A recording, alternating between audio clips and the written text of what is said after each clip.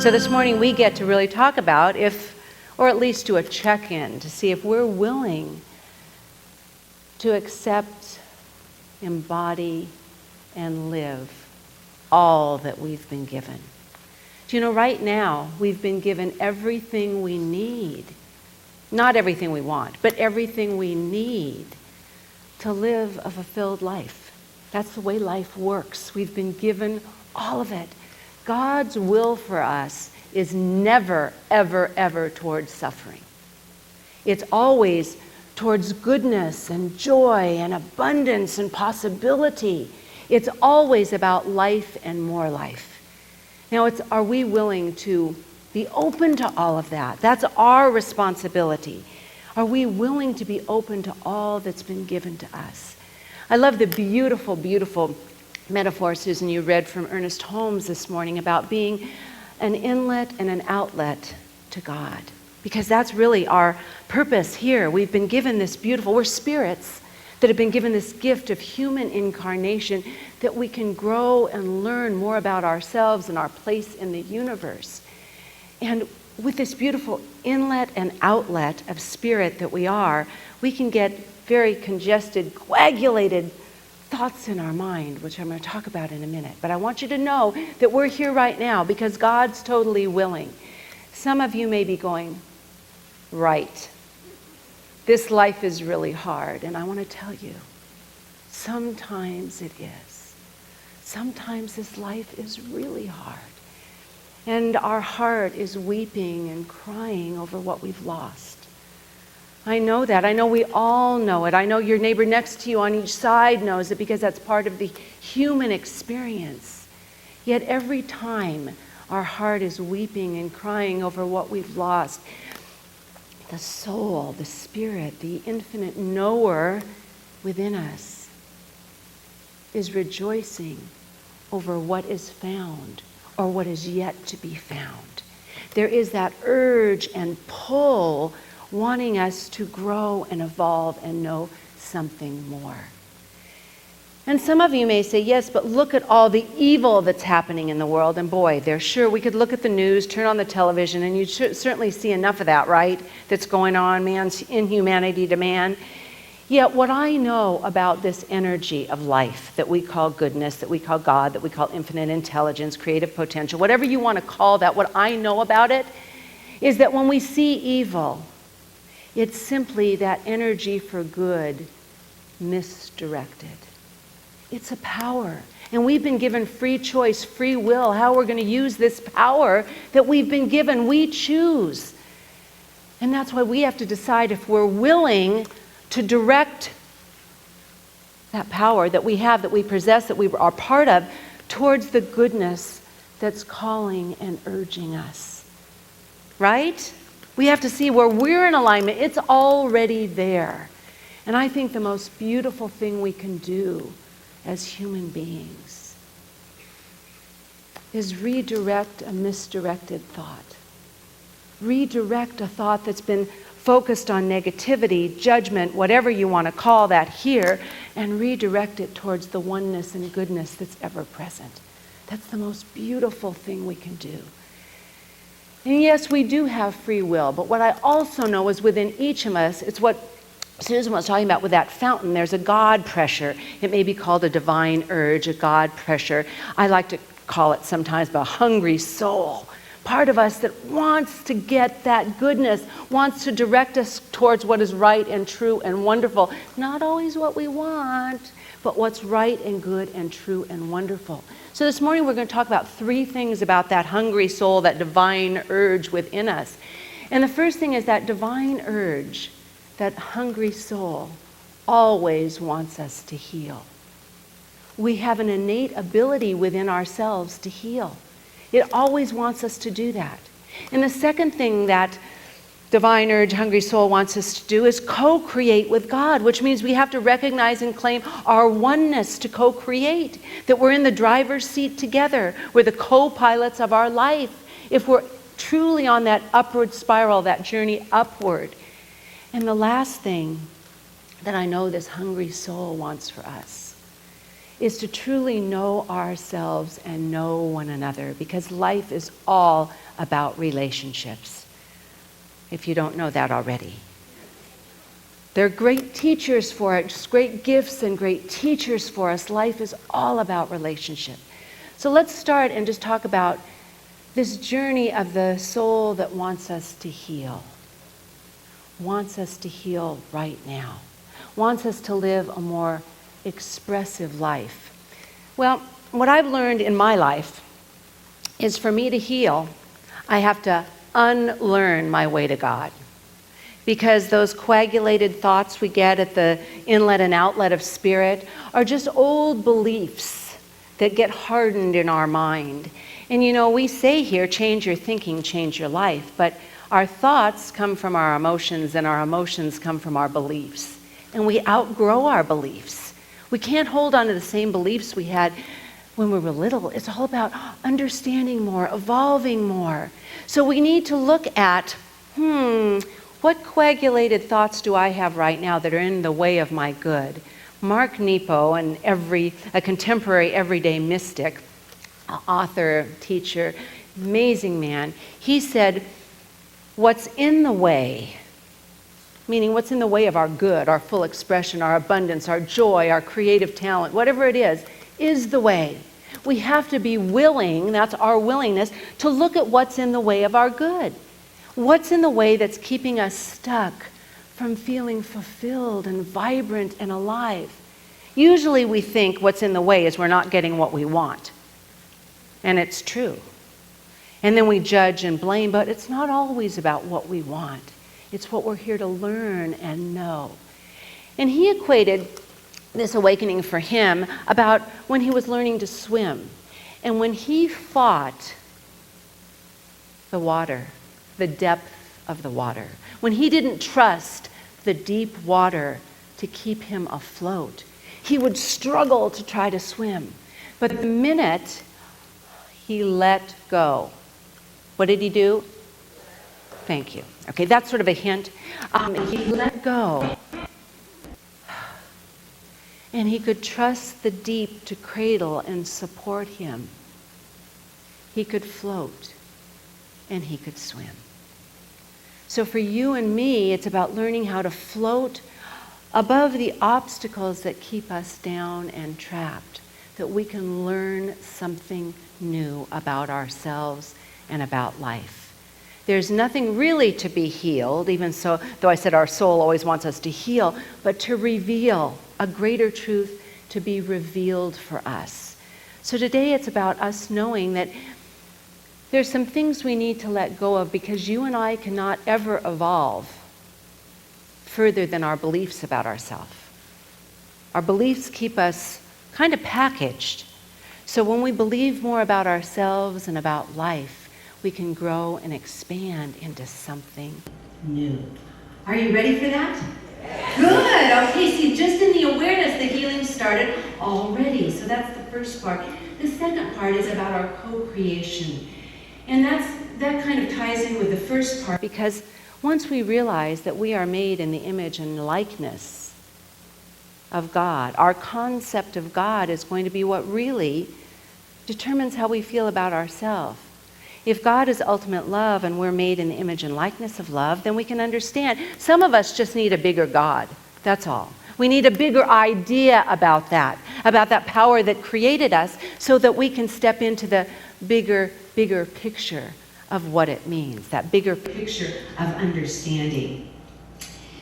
Abraham Herschel said, he's a 20th century American rabbi, faith is not an assurance, but a constant effort, a constant listening to the eternal voice.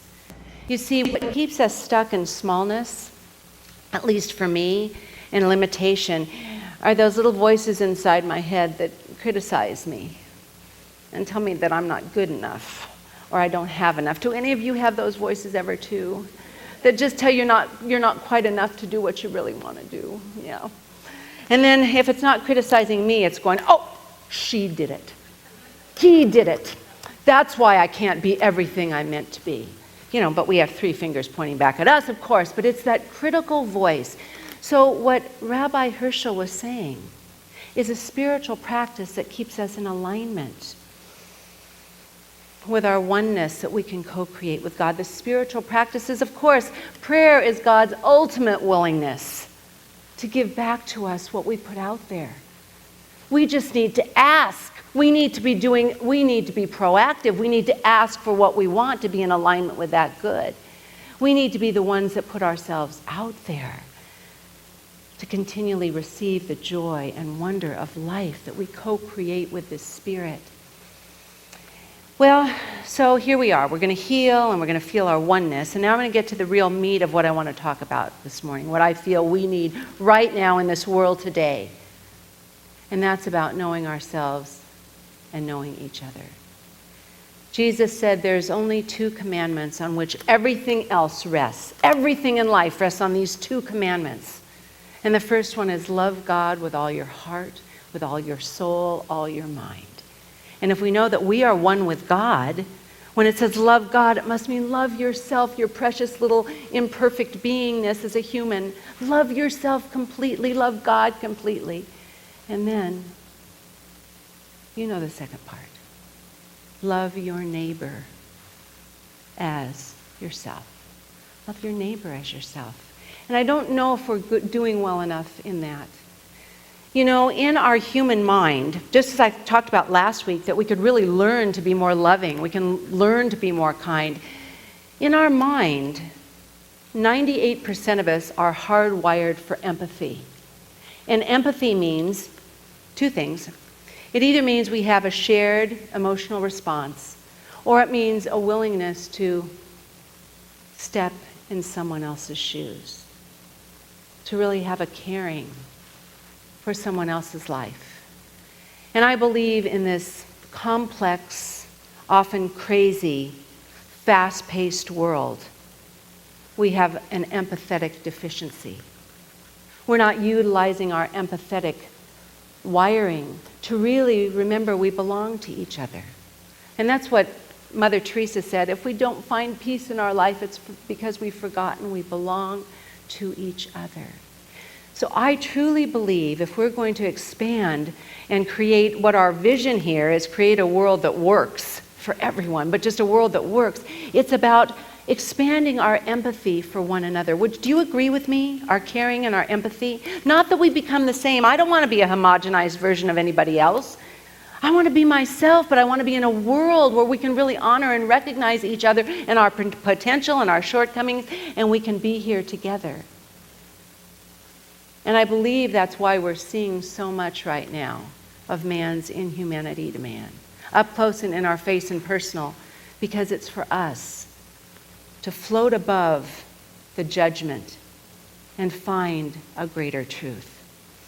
So I want to share with you, there are empathy expanders everywhere. There's millions here in this room, but millions times of empathetic acts here in this room.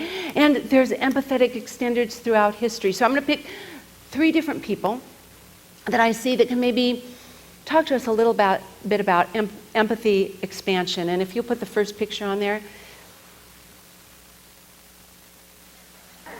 Now, this is St. Francis of Assisi, and I think he didn't just expand his empathy.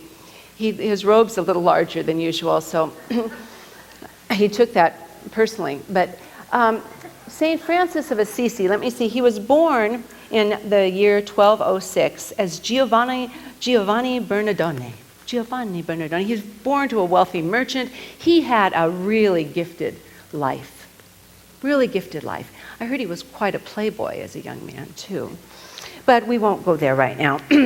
But he had a real awakening when he was 23. He was taking a journey to Rome, and as he was on his journey, he noticed the great difference between the lavish opulence of some people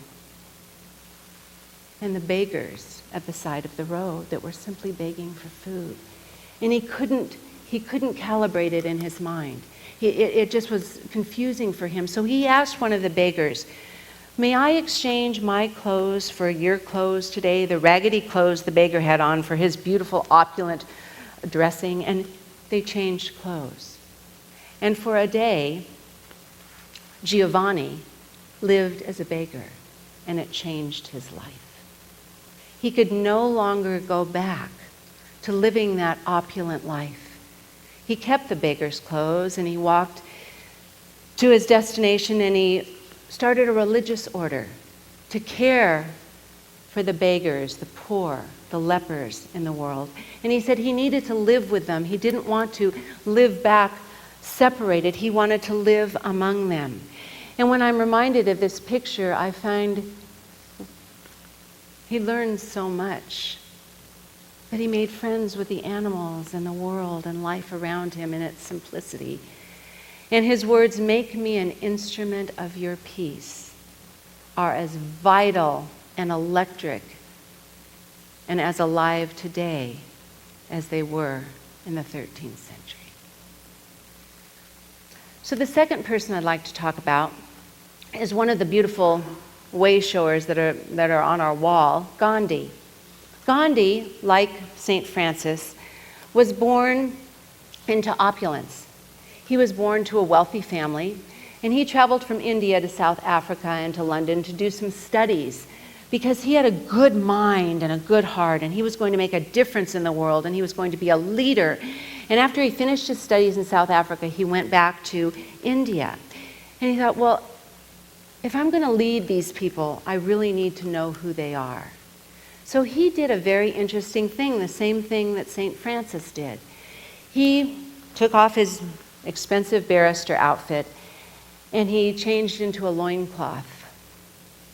And he built an ashram.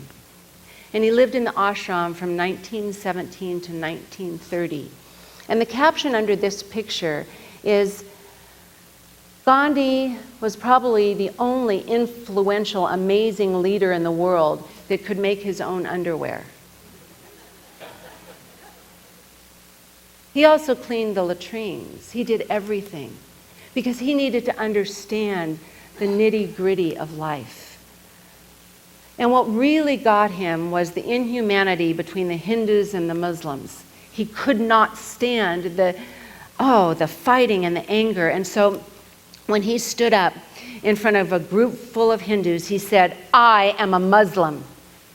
I am a Hindu. I'm a Christian. I'm a Jew. And so are you. And again, those words resonate as strongly today as they did in the early 20th century.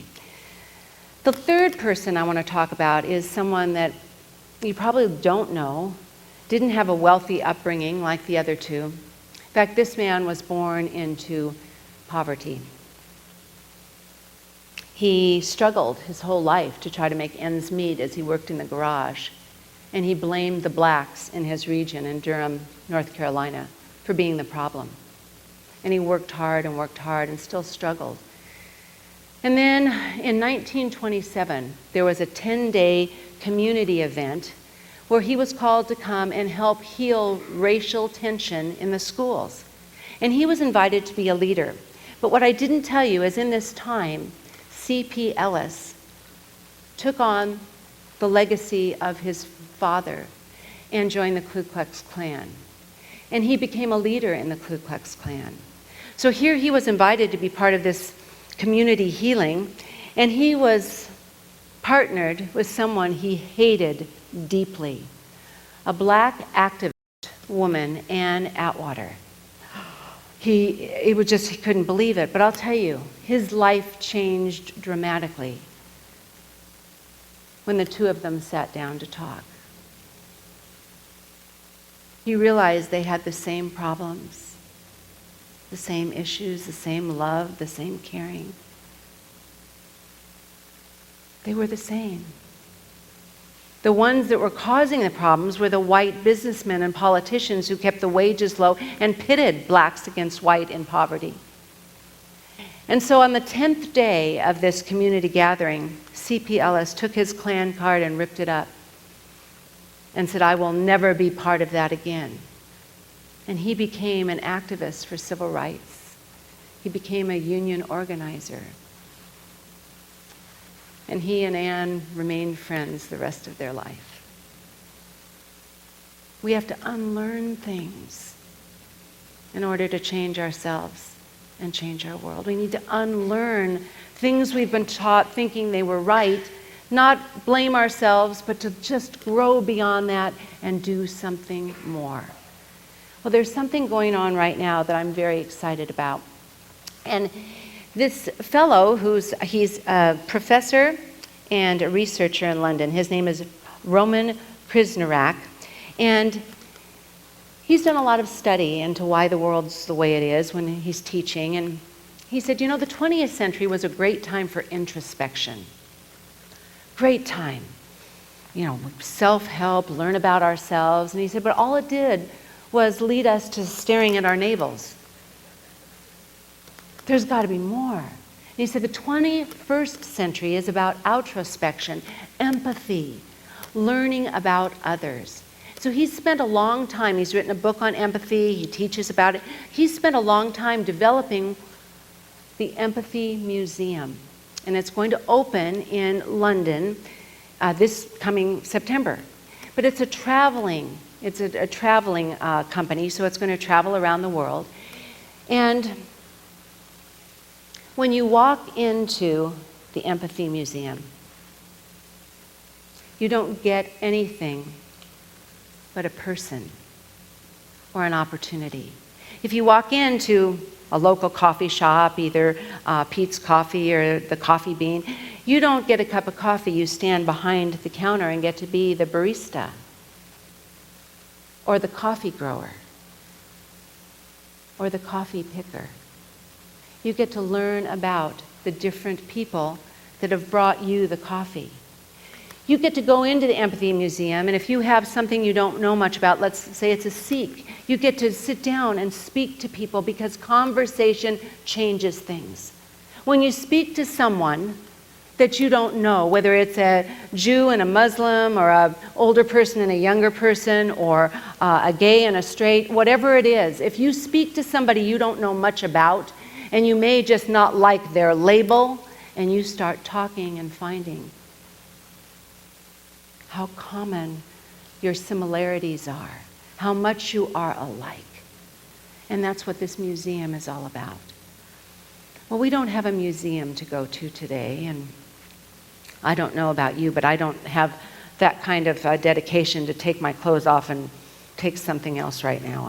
I'm not there. I mean, I don't mean take my clothes off, but exchange clothes with someone else. I didn't mean that. I meant change clothes with someone else right now. Anyway, but I do know there are a few things we could do. There are a few things we could do. Number one, shh. Most of us think that we're good listeners, but we're really listening to what we want to say next. We're in a conversation and we pretend we're listening, and we're going, okay, my life's like that too. Oh, I know that. Oh, and we're not really deeply listening. So the shh meant to quiet the mind in your head, the voices in your head. To be the hearer, not only of your own thoughts to quiet them down, but to be the hearer of someone else's story in life. Be a good listener. We can all do that today. And then when you go into your favorite coffee shop, I don't think we can get back there and be the barista for the day or go grow the coffees or the bean, but you can ask that barista or that store clerk, how's your day going today? Because you care. We can do that. Remember, in the mind of God, there is no size. It's all the same. The goodness we share, doesn't matter if it's to millions or just one, it's goodness that's evolving and growing. We can do that. Let me tell you something. One of the beautiful things about the time in which we live, we can learn so much just by sitting down. We have a computer, we have a television. We can learn about other peoples and cultures through the internet, through movies. We can learn and empathize and expand our empathy because we care and not judge. We can choose at any time to look deeply into the eyes of our colleague, our friend, our family member, and speak without words. and just say, I care. It's our choice. Remember, we've been given the free will to make the choices. And let me tell you, the best teachers are our children. If we take the time to have the empathy towards a little baby and just wonder, what are they thinking? What's going on? A little child, I wonder what's really going on inside that mind, that heart. They're the best teachers. You and I right now have a huge, huge opportunity to be empathetic, expansive, joyful. We can live in the beautiful opulence of God's love if we choose. Nah, not just if we choose, if we're willing to choose. So God's willing are we. Are we willing to choose to be empathetic and caring of ourselves, of others, of our world? It's up to us. So as our musicians come forward with their last song, I'm simply going to invite you right now to just, on a little meter of checking out how willing are you to let go of the old that doesn't work anymore. Whatever those coagulated thoughts and feelings are in your mind and body, and start fresh, to float, to be lifted, and to know there is something wonderful that's calling and urging each and every one of us to be the magnificent beings we're meant to be the loving beings, to be the joyful expressions of Spirit. We are the inlet and outlet of God. We need to step into those shoes and live a bigger life, a life that vibrates with love and joy and goodness. I'm ready. Are you? Well, I support each of us on this journey of choosing love and joy and abundance and caring and goodness right here and right now. I bless each and every one of you for being part of this community of good. I say thank you, and so it is. Thank you.